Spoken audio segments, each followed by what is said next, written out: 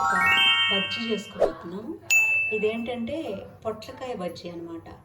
ఇప్పటి వరకు మనము బీరకాయ బజ్జీ, సొరకాయ బజ్జీ, వంకాయ బజ్జీ, ఆలు బజ్జీ, పచ్చిమిర్చి బజ్జీ, అరటికాయ బజ్జీ, వామాకు బజ్జీ, తమలపాకు బజ్జీ, ఇలా రకరకాల బజ్జీలు తిన్నాము.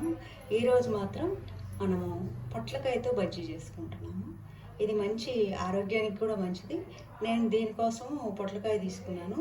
1 స్పూన్ శనగపిండి, 3 స్పూన్ల బియ్యం పిండి వేస్తున్నా, కొంచెం కరకల్లాడుతూ ఉండటం కోసం. ఈ శనగపిండి తగ్గించుకుందాం, ఎందుకంటే గ్యాస్ ప్రాబ్లం లేకుండా ఉండటం కోసం. ఈ ప్లేస్లో మనం గోధుమ పిండి కూడా వేసుకోవచ్చు.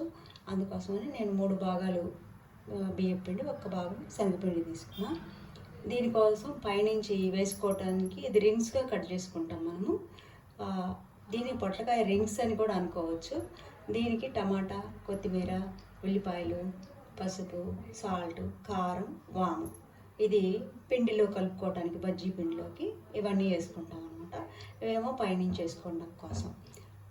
ఇందులో కాల్షియం, గుడ్ ఫైబర్ ఉంటుంది. ఇంకా క్యాలరీస్ కూడా లెస్ అనమాట. చాలా వరకు మంచి హెల్త్కి చాలా మంచి చేసే గుణము ఈ పొట్లకాయలో ఉంది. హార్ట్కి కూడా చాలా మంచిది. డయాబెటిక్ పేషెంట్లకు కూడా చాలా చాలా మంచిది అనమాట. ఇందులో ఫైబర్ ఎక్కువ ఉంటుంది. మనము ఈ టైప్లో కట్ చేసుకోవాలి. అంత లావుగా ఉండకూడదు, మరీ సన్నగా చిప్స్ లాగా ఉండకూడదు. ఈ టైప్లో చేసుకొని లోపల ఉండే ఈ సీడ్స్ అంతా తీసేసుకోవాలన్నమాట.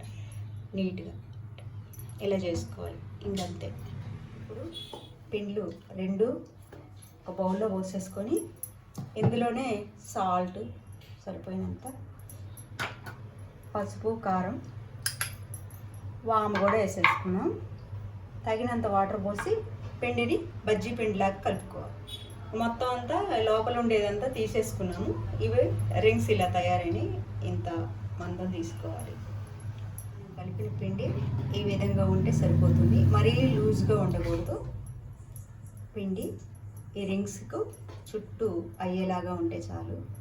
ఆయిల్ కూడా కాగింది. ఇప్పుడు మనం ఈ రింగ్ తీసుకొని ఇలా అన్ని వైపులా పిండి స్ప్రెడ్ అయ్యేలాగా డిప్ చేసుకోవాలి. ఇలా ఇలా ఇక మరీ పిండి నిండా పట్టుకోవాల్సిన పని లేదు. ఇలా ఇలా అన్నమాట. ఇప్పుడు మనం ఆయిల్ వేసుకున్నాం. అన్నీ కూడా ఇలానే చేసుకొని చుట్టూ ఉంచేసుకొని స్ప్రెడ్ చేసుకొని వేసుకోవాలి. ఇలా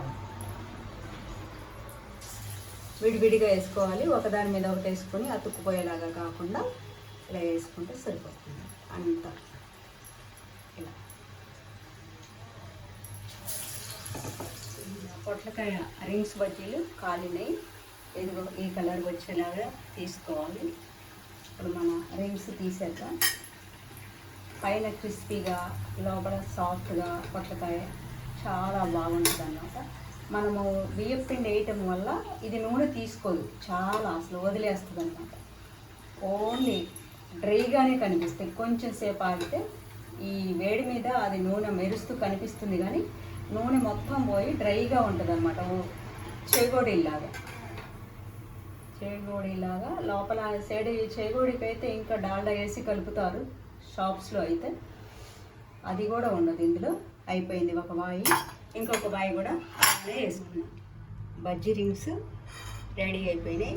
ఇలా అంటున్నట్టుగా ఉంటే చాలా బాగుంటుంది అన్నమాట. పిండి చాలా తక్కువ ఉంటుంది, అదిగాక నూనె చాలా తక్కువ తీసుకుంటుంది. వీటి వల్ల మనకి ఎటువంటి హెల్త్ ప్రాబ్లమ్స్ ఉండవు. బియ్యం పిండి వేసుకున్నాము, శనగపిండి చాలా తగ్గించుకున్నాము. ఇప్పుడు మనము దీన్ని ఎలా తినొచ్చు అంటే ఇలాగే తినొచ్చు. శుభ్రంగా మనము స్నాక్స్గా తినొచ్చు, లేదా రైస్లో మనం తింటున్నప్పుడు బజ్జీలాగా నంచుకోవడానికి పనికి వస్తుంది. ఏ విధంగానైనా తినొచ్చు అనమాట.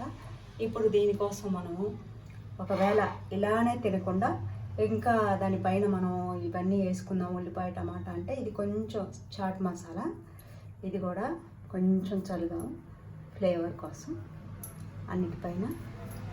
వీటిని మనం ఈ రింగ్స్ పైన పెట్టి మన క్రిస్పీ టేస్టీ పొట్లకాయ బజ్జీ రెడీ అయిపోయింది.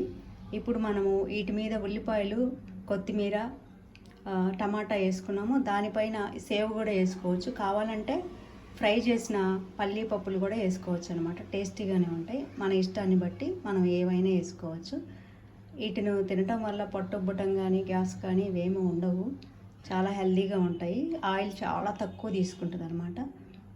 Thanks for watching our channel.